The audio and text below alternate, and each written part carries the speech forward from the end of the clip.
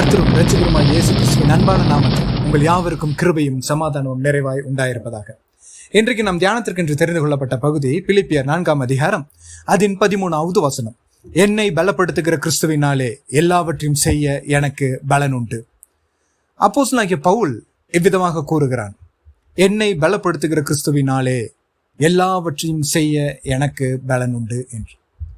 அவனுடைய வாழ்க்கையில் அவன் செய்த எல்லாவற்றிற்கும், இனிமேல் செய்ய போகிற எல்லா காரியங்களுக்கும் கிறிஸ்துவே எனக்கு உந்துதல் சக்தியாய் இருக்கிறார். அவரே என்னுடைய வாழ்க்கையின் ஓட்டத்திற்கு காரணராய் இருக்கிறார். அவரை தவிர வேறு யாராலையும் என்னை நடத்த முடியாது என்றும், நான் செய்கிற காரியத்திற்கெல்லாம் அவரை தவிர எனக்கு வேற பலன் கிடையாது என்றும் தன்னை தானே தாழ்த்தி ஒப்பு கொடுக்கிற ஒரு வசனம் தான் இந்த வசனம். நம்மளுடைய வாழ்க்கையில நம்ம கொஞ்சம் கவனிச்சு பார்த்தோம்னா, வாலிப பிராயத்தில் இருக்கும்போது நம்மளுக்கு அதிகமாக வேலை செய்ய வேண்டியது இருக்காது. ஒரு சில கனவுகள் இருக்கும். இந்த கனவுகள் நம்ம எப்படியாவது எட்டி பிடித்து விடலாம் என்ற ஒரு எண்ணத்தோடு நம்மளுடைய வாழ்க்கையை நாம் நகர்த்தி கொண்டு போயிருப்போம். பின்பு சில நாள் கழித்து நமக்கு திருமணமாகும் போது கணவனோ மனைவியோ 2 பேரும் சேர்ந்து நம்மளுடைய வாழ்க்கையை முன்னேற்றத்திற்கு கொண்டு போக வேண்டும் என்று எண்ணி நல்ல வேலைக்கு போகும். அப்போ வாலிப பிராயத்தில் இருக்கிற வேலையை விட இந்த திருமணமானதுக்கு பிறகு நம்மளுடைய உழைப்பு கொஞ்சம் அதிகமாக இருக்கும். சிறிது காலம் பின்பு நல்ல ஒரு குழந்தைகள் ஆகும்போது இப்போ நம்மளுடைய உழைப்பு எப்படி இருக்குன்னா, வாலிப பிராயத்தை விட எப்படி திருமண வாழ்க்கைக்கு வரும்போது அதிகமாக இருந்ததோ, இது 2க்கும் மேலாக இருக்கிற உழைப்பு தான் இப்போ குழந்தைகள் எல்லாம் ஆனதுக்கப்புறம் வரும். இந்த குழந்தைகளுக்கு உண்டான தேவைகள், குடும்பத்திற்கு உண்டான தேவைகள்னு ஓடும். இதில் எக்ஸ்ட்ரா கனெக்ஷனாக நம்ம ஏதாவது வீடு வாங்கணும்னு நினச்சோம்னா, நம்ம ஏதாவது கார் வாங்கணும், நம்ம குடும்பத்துக்கு நல்ல ஒரு வீடு, கார் எல்லாம் இருக்கணும், இந்த சமுதாயத்தில் நம்மளுக்கு ஒரு அந்தஸ்து இருக்கணும் அப்படின்னு நினச்சோம்னா, நம்மளுடைய உழைப்பு பல மடங்கு கடினமாகவும் போய்விடும், அதிகமாக போய்விடும். நம்ம குடும்பத்து கூட யாருக்காக சம்பாதிக்கிறோமோ அவங்க கூட நேரம் ஸ்பெண்ட் பண்ணாத அளவுக்கு நம்மளுடைய உழைப்பு ஆகிவிடுகிறது. இது வாழ்க்கை முடிந்து நம்ம யோசிச்சு பார்க்க போகுது, நம்ம பல நேரங்கள் வீணாய் கழித்து விட்டோமே. வேலைன்னு ஓடுனேன், இன்னைக்கு யாருக்காக ஓடணும், அவங்க யாருமே என் கூட இல்லை, எல்லாம் காலம் கடந்து போய் விட்டது, இப்போ எல்லாரும் அவங்கவுங்க வேலைக்கு போயிட்டாங்க, நான் மட்டும் தனியாக நிற்கிறேன் என்ற சூழல் அநேகம் பேர் இருக்கிறார்கள். இந்த உலகத்தில் அதற்கு சாட்சிகள் அநேகம் உண்டு. ஆனால் இங்கே அப்போஸ்தலனாகிய பவுல் என்ன சொல்றான் பாருங்க, அவனுடைய வாழ்க்கையின் பிரதானமே இயேசு கிறிஸ்து தான், அவனுடைய வாழ்க்கையின் மையமே இயேசு கிறிஸ்து என்று வெளிப்படுத்தும் வகையாதான் என்னை பலப்படுத்துகிற கிறிஸ்துவினாலே எல்லாவற்றையும் செய்ய எனக்கு பலன் உண்டு என்று கூறுகிறான். பாருங்க, கையும் மெய்யுமாய் பிடிக்கப்பட்ட விபச்சார ஸ்திரீ, எல்லோரும் கல்லெறிந்து அவளை கொலை செய்ய வேண்டும் என்று ஆண்டவர் இயேசு கிறிஸ்துவிடம் கூட்டிக் கொண்டு வருகிறார்கள். இயேசு கிறிஸ்துவோ அந்த கூட்டத்தை பார்த்து, உங்களில் பாவம் இல்லாதவன் இவள் மீது கல்லெறிய கடவன் என்று ஒரு வார்த்தை சொல்லிடுறார். அந்த கூட்டம் இந்த வார்த்தையை கேட்ட உடனே அந்த கல், அவளை அடிக்கணும்னு எடுத்துட்டு வந்த அந்த கல், இப்போ அந்த கல்லாலே இவங்களே அடிச்சது போல ஃபீல் பண்றாங்க. அந்த அளவுக்கு ஒரு கருக்கான வார்த்தை ஆண்டவர் இயேசு கிறிஸ்துவின் நாவிலிருந்து பெறப்பட்டது. அது இவர்களுடைய இருதயத்தை கிழித்து போட்டது. இப்ப எல்லாரும் அந்த கல்லை கீழே போட்டு அந்த ஸ்திரீயை தண்டிக்காம போயிட்டாங்க. அந்த ஸ்திரீயும் ஆண்டவர் இயேசு கிறிஸ்துவின் பாதத்தில் விழுந்து கிடந்தார். ஆண்டவர் அவளை பார்த்து, ஸ்திரீயே, உன்னை யாரும் அடிக்கவில்லையா, கல்லெறியவில்லையா என்று கேட்கிறார். அவளோ, இல்லை ஆண்டவரே அப்படின்னு சொல்லி, நானும் உன்னை ஆக்கினைக்குள்ளாக தீர்ப்பதில்லை, போ, இனி பாவம் செய்யாதே என்று அந்த ஸ்திரீயை அனுப்பிவிடுகிறார். அந்த ஸ்திரீயோட வாழ்க்கை அன்றோடு முடிந்திருக்க வேண்டியது. எல்லோரும் பிடித்து கல்லெறிந்து அவளை கொலை செய்து அவளுக்கு ஒரு நன்மையும் கிடைக்காதபடி அவளுடைய வாழ்க்கை அன்றோடு முடித்து விட வேண்டும் என்று எண்ணி வந்த கூட்டம் இன்று அங்கே இல்லை. இப்பொழுது அங்கு இருப்பவர் ஆண்டவர் இயேசு கிறிஸ்து மட்டும்தான். எப்படி அந்த ஸ்திரீயோட வாழ்க்கையில் மரணம் அதன் அருகே சென்றவள் இப்பொழுது ஜீவன் பெற்று, ஒரு புத்துயிர் பெற்று மீண்டுமாக தன்னுடைய வாழ்க்கையை கிறிஸ்துவுக்குள்ளாக தொடங்குகிறாள்.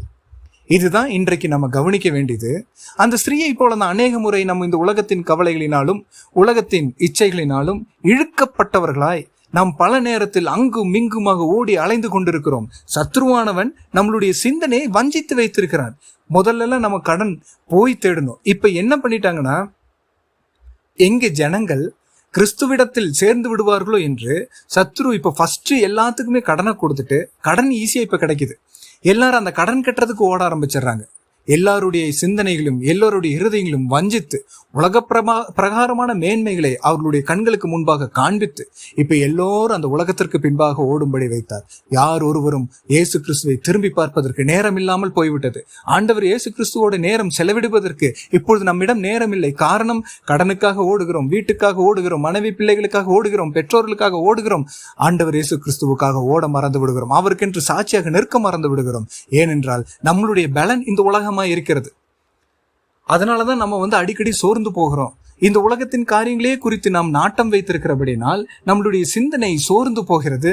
அதனாலதான் நம்மளால எல்லா உலக பிரகாரமான காரியங்களிலிருந்தும் ஜெயம் பெற முடியறதில்லை. ஏதோ கொஞ்சம் ஜெயம் எடுப்போம், கொஞ்ச நாள் திரும்ப விழுந்து போடுவோம். இந்த அனுபவம் எதனால வருதுன்னா நம்மளுடைய பலன் உலகமா இருக்கிறது. அதனாலதான் நம்ம திரும்ப திரும்ப விழுகிற சூழ்நிலையா இருக்குது. ஆனால் எப்பொழுது நம்மளுடைய பலன் ஆண்டவரும் இரட்சகருமாகிய இயேசு கிறிஸ்து என்று நாம் அர்ப்பணித்து சொல்லுகிறோமோ அப்பொழுது நாம் இதையெல்லாம் ஈஸியா மேற்கொண்டு போக கர்த்தர் நமக்கு பலன் தருகிறவரா இருக்கிறார்.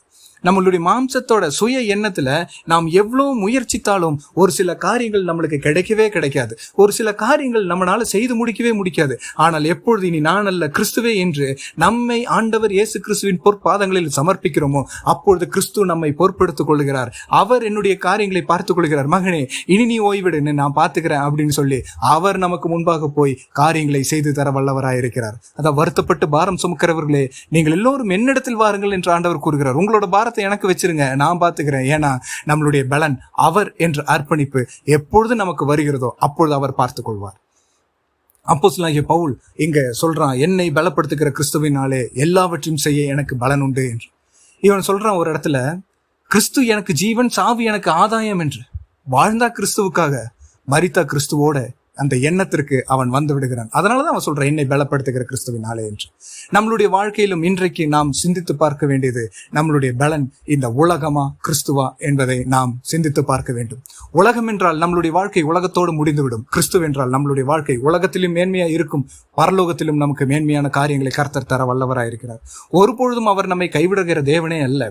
நீங்க ஒரு நிமிஷம் செஞ்சு பாருங்க, சத்துருவானவன் என்னை வஞ்சிக்கிறதுக்கு இடம் கொடுக்க மாட்டேன். ஆண்டவரே, இத்தனை நாள் நான் உலகத்துக்காக ஓடிட்டேன், இந்த குடும்பத்தை எனக்கு தந்தது நீங்க தானே, இந்த மனைவி பிள்ளைகளை எனக்கு தந்தது நீங்க தானே, இந்த பெற்றோர்கள் எனக்கு தந்தது நீங்க தானே, நீங்க பாத்துக்க மாட்டீங்களா?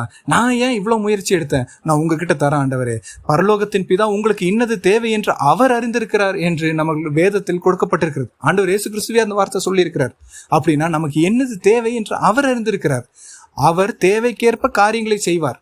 அதற்காக நாம் பொறுமையுடன் காத்திருக்க வேண்டும். ஆனா அவர் செய்து தருவார்னு நம்ம நம்பிட்டு நானும் செய்யறேன் அப்படின்னு சொல்லி போகும்போது நம்ம எங்கேயாவது ஒரு சிக்கல்ல போய் மாட்டிக்கிறோம். அப்படி இல்லாம எப்பொழுதும் கர்த்தருக்குள்ளும் கிறிஸ்துவுக்குள்ளும் சந்தோஷமாய் மனமகிழ்ச்சியா இருக்கிறது போதாண்டவரை நீங்க நடத்திக்குவீங்க என்ற விசுவாசத்தில் நாம் நிற்கும்போது நமக்கு ஒரு குறைவும் இல்லாமல் கர்த்தர் பார்த்து கொள்வார்.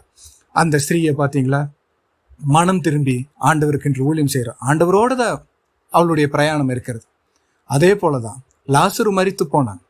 உலக பிரகாரமான அவனுடைய பலன் அற்றுப்போய் விட்டது. மரித்து போய் கல்லறையும் வைத்து விட்டாச்சு. இப்ப ஆண்டவர் இயேசு கிறிஸ்து வந்து கூறுகிறார், லாசருவே வெளியே வா என்று. அந்த ஜீவன், அந்த வார்த்தையின் ஜீவன் அவனுடைய வாழ்க்கையில் மீண்டும் ஒரு புதிய அத்தியாயத்தை தொடங்க உதவி செய்தது. நம்மளுடைய வாழ்க்கையில் எப்போ கிறிஸ்துவின் வார்த்தைக்கு செவி கொடுக்கிறோமோ நம்மளுடைய பழையவைகள் எல்லாம் ஒழிந்து போய் புதிய காரியங்களை கர்த்தர் நமக்கு செய்து தர வல்லவராயிருக்கிறார். ஒருபொழுதும் மாம்சத்தின் பலனை நம்பாமல், கிறிஸ்துவே என்னுடைய பலன், கிறிஸ்துவே என்னுடைய அடைக்கலம், சிலுவையே என்னுடைய நோக்கம், எனக்கு முன்பாக சிலுவையை வைத்திருக்கிறேன், இந்த உலகத்தை நான் பின்பாக எடுத்து போடுகிறேன், நான் இனி பின்னோக்கி பார்ப்பதில்லை என்று எண்ணி கிறிஸ்துவே நோக்கி பயணிப்போம், பரலோக ராஜ்யத்தை சுதந்திரிப்போம். நம்மை பலப்படுத்துகிற கிறிஸ்துவினாலே எல்லாவற்றையும் செய்ய நமக்கு பலன் உண்டு என்று விசுவாசத்தில் நிலைத்திருப்போம். பரலோக ராஜ்யத்தை சுதந்திரித்துக் கொள்ளும். கர்த்தர் தாமே இந்த வார்த்தையை ஆசீர்வதிப்பாராக. ஆமென், ஆமென்.